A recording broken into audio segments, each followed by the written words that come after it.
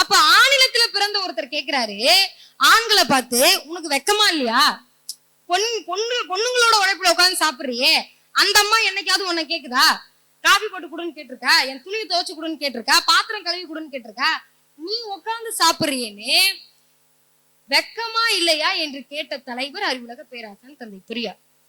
ஏன் இந்த இடத்துல இத்தனை வாட்டி பெரியாரே மேற்கோள் காட்டி பேசுறேன்னு சொன்னா, கர்ப்பப்பையை அறுத்தறிய சொன்னார். ஆமா சொன்னாரு, இல்லைன்னு சொல்லல. இங்க இருக்கிற பல பேருக்கே அதை சொன்னோன்னா ஹார்ட் அட்டாக் வந்துடும் நினைக்கிறேன். எப்படிங்க கர்ப்பப்பை எல்லாம் எப்படிங்க அறுத்து? இதேதான் கலாச்சார காவலர்கள் கேட்டார்கள்.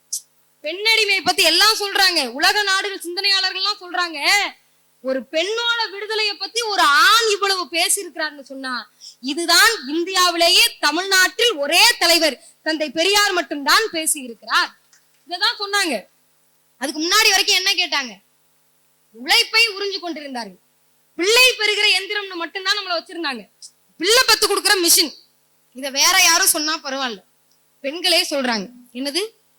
ஈன்று புறந்தெறுதல் எந்தன் கடனே, சான்றோர் ஆக்குதல் தந்தை கடனே. எனக்கு ஒன்னே ஒண்ணுதான் புரியல. பெத்து கொடுக்கறது பெண்கள், அவர்களை அறிவுள்ளவர்களாக வளர்க்கிறது ஆண்கள். அப்ப நம்ம எல்லாம் மூளை அடமானம் வச்சுட்டு வந்துட்டோமா? கேட்போமா கேட்க மாட்டோமா? பெத்து கொடுக்கறது நாங்க, அவர்களை சான்றோர்களாக வளர்ப்பது தந்தையரின் கடமை. அப்ப இது யார் சொன்னா? ஆண்கள் சொல்லல, ஆணாதிக்க சமுதாயம் சொல்ல, பெண்களே எழுதி வைத்திருக்கிறார்கள். சங்ககால பாடல் புலவர் பொன்முடியார் அவர்கள் எழுதி வைத்திருக்கக்கூடிய வரி இது. சங்க காலத்துல இப்ப இதை சொல்லும் போது நமக்கு ஒரு கேள்வி வரும். பாத்தீங்களா, என்னதான் இருந்தாலும் சங்க காலத்துல பெண்கள் படிச்சிருக்கிறாங்கல்ல, சங்க காலத்துல பெண்கள் படிச்சிருக்க முடியுதுல்ல. அவ்வை பாட்டி குறைத்து மதிப்பிடவில்லை. அவ்வை பாட்டி சொல்லுகிறார், அரசனை எதிர்த்து சொல்லுகிறார், எத்திசை செல்லினும் அத்திசை சோரே. எப்படி? எத்திசை செல்லினும் அத்திசை சோரே. நீ என்ன மதிக்காம என்னை திரத்தி விட்டனா எந்த நாட்டுக்கு போனாலும் எனக்கு சோறு இருக்கு. ஏன்னா எனக்கு அறிவு இருக்கிறது, படிப்பு இருக்கிறது. அதனால எத்திசை போயினும் அத்திசை சோரே என்று பாடக்கூடிய திறனை பெற்றிருக்கக்கூடிய பெண்பார் புலவர்கள் இருந்தார்கள். இந்த இடத்துல என்ன கேள்வி வரும்னா, சங்க காலத்துல பெண்கள் படித்திருந்தார்கள், ஏன் நம்ம பாட்டி படிக்க முடியல? இங்க இருக்கக்கூடிய எத்தனை பேரோட பாட்டி படிச்சிருந்தாங்க? ஒட்டுமொத்த சபையினுடைய பாட்டியும் படிக்க முடியல. அப்ப சங்க காலத்துல அவ்வை பாட்டி படிக்க முடிஞ்சது, ஏன் பாட்டி ஏன் படிக்க முடியலன்னு கேட்டப்பதான், இடைப்பட்ட காலங்களில் சொருகப்பட்ட இந்த மதத்தினுடைய மதச்சார்புடைய மனைவி. ஏன் மனைவின்னு பேர் வந்தது? இந்த இயக்கத்தை சேர்ந்தவர்கள் மனைவிங்கிற சொல்ல அடிமை சொல்லுன்னு சொல்லுவோம். ஏன் மனைவின்னு பேர் வந்ததுன்னா, மனையை காப்பதற்காக உருவாக்கப்பட்டவர்கள். பெண்கள் தான் மனையை பாதுகாக்கணுமா? ஆண்கள் பாதுகாக்க கூடாதா? அப்பொழுதுதான் மனைவி என்ற அடிமை சொல்லை நீக்கி இணையர் என்ற சுயமரியாதை உடைய சொல்லை கொடுத்த இயக்கம் திராவிட இயக்கம். அப்பேற்பட்ட ஒரு காலகட்டத்துல இவ்வளவு சிக்கல்களுக்கு நடுவுல இவ்வளவு பெரிய விஷயம் இருக்கு. அப்ப அவ்வளவு பேசுறாங்க. என்ன சொல்றாங்க? அம்மா எல்லாம் கேக்குறாங்க, ஏங்க ஒரு டீ கடையில வேலை பார்க்கிற டீ மாஸ்டருக்கு மாசம் 5000 ரூபாய், நான் 3 வேளை டீ போட்டு கொடுக்குறேன், எனக்கு உன்னால சம்பளம் கொடுக்க முடியுதா? உடனே உங்க அப்பா என்ன கொடுத்து அனுப்புறாரு? ஒரு 1000 ரூபாய் கொடுத்து அனுப்புனாரா? வரதட்சணை. உடனே வீட்டுல இருந்து நீ என்ன கொண்டு வந்த? உங்க அப்பா ஒரு 1000 ரூபாய் எனக்கு கொடுத்து அனுப்பிச்சானு. உடனே அம்மா, எங்க அப்பா உனக்கு பொண்ணு கொடுக்கறதே பெரிய விஷயம், இதுல 1000 ரூபாய் வேற கொடுத்து விடணுமான்னு இன்னைக்கு கேட்போம். அன்னைக்கு கேட்க முடியாத சூழல். உங்க அப்பா எனக்கு 1000 ரூபாய் கொடுத்து அனுப்புனானா உனக்கு ஏன் நான் கொடுக்கணும்? நீ எனக்கு அடிமையாக்கவே படைக்கப்பட்டவன்னு சொல்லி அடிமையாக வைத்திருந்த இந்த சமுதாயத்தில் ஒரு தலைவர் மட்டும்தான் சொன்னார், பெண்கள் கையில் இருக்கக்கூடிய கரண்டியை பிடுங்கி விட்டு அவர்கள் கையில் புத்தகங்களை கொடுங்கள்.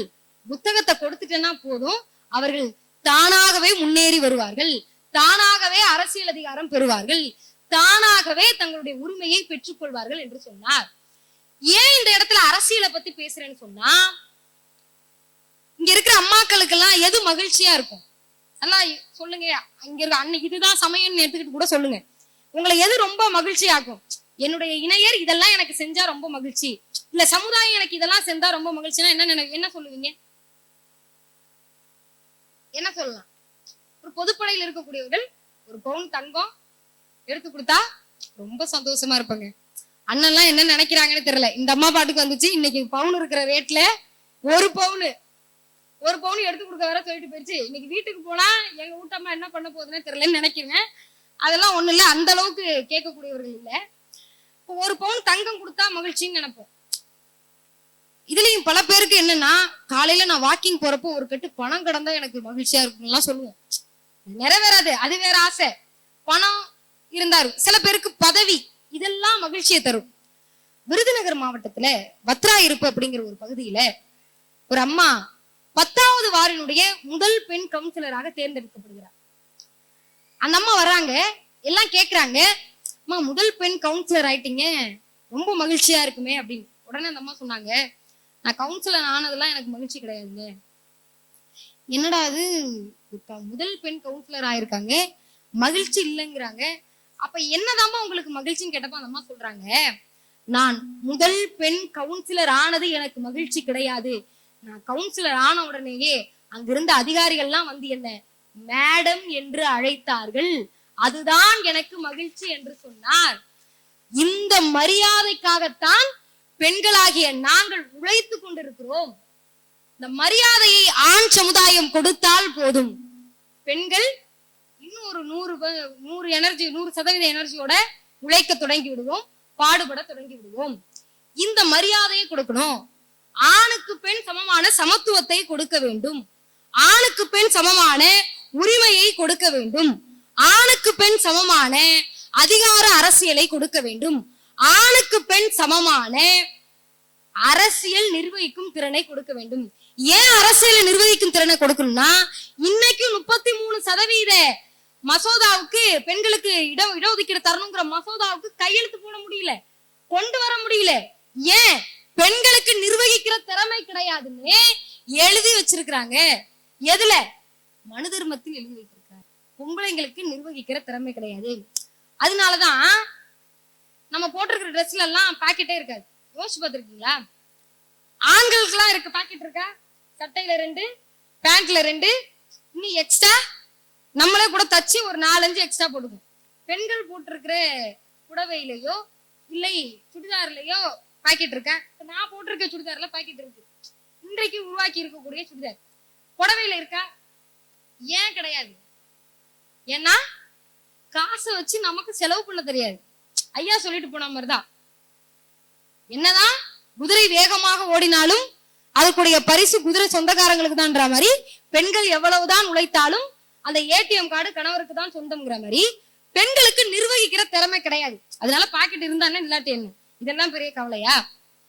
இப்ப நிர்வகிக்கிற திறமை கிடையாது என்று சொல்லிக் கொண்டிருக்கக்கூடிய இந்த சமுதாயத்தில் பெண்களாகிய நாங்கள் அமைச்சர்களாக வர வேண்டும், அரசியலில் நிற்க வேண்டும். ஓட்டு போட்டு எங்களையும் அமைச்சராக்குங்க. நாங்களும் இந்த சமுதாயத்தை, இந்த மாநிலத்தை, இந்த நாட்டை நிர்வகிக்க முடியும் என்று சொல்லுவதற்கு இன்றைக்கு எத்தனையோ பெண்கள் உதாரணமாக இருக்கிறார்கள். முத்துலட்சுமி அம்மையார் அவர்கள் தேவதாசி இனத்தில் பிறந்தவர். முதலாக சட்டமன்றத்திற்குள் சென்ற முதல் சட்டமன்ற துணை தலைவர். அவங்கெல்லாம் போனதுனாலதான் இன்னைக்கு அதிகார அரசியல்ல நம்ம ரொம்ப சுலபமா போக முடியுது. எத்தனையோ பேரை பட்டியல் போடுறோம்ல, இன்னைக்கு உட்கார்ந்து இருக்கிற நமக்கு இதெல்லாம் தேவையான்னு கேட்டா ஒரே ஒரு கேள்வி கேட்கிறேன், அதுக்கு மட்டும் பதில் சொல்லுங்க. அம்மா இங்க இருக்கிறவங்க பல பேருக்கு அம்மாக்கள், நிறைய பேரோட அம்மா பொம்பளை பிள்ளைங்களை படிக்க வைக்கணும்னு ஆசைப்பட்டிருக்க மாட்டாங்க. 12வது முடிச்ச உடனே எவன் கையிலையாவது புடிச்சு கொடுத்துடணும்.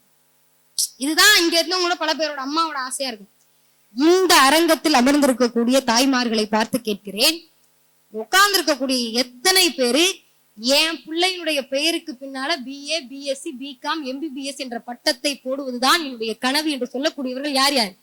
நம்மளோட அம்மா நம்மளை படிக்க வைக்க முடியாத சூழல் இருந்த காலகட்டத்துல என் பொண்ணை படிக்க வச்சா பட்டதாரியாக ஆக்கி காட்டுவேன் என்று சபதம் ஏற்கக்கூடிய தாய்மார்களை உருவாக்கி இருப்பதுதான் இந்த இயக்கம் செய்திருக்கக்கூடிய சாதனை.